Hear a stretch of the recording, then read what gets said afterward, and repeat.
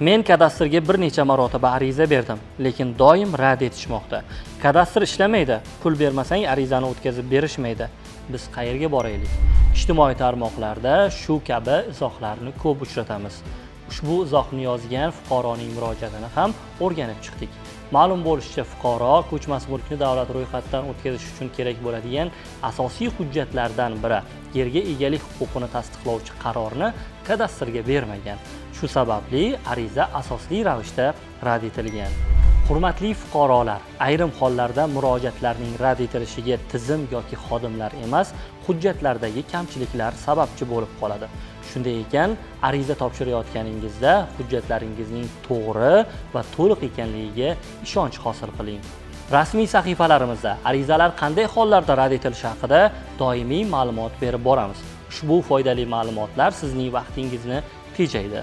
Savollaringiz bo'lsa yoki maslahat kerak bo'lsa, 1097 qisqa raqamiga qo'ng'iroq qiling.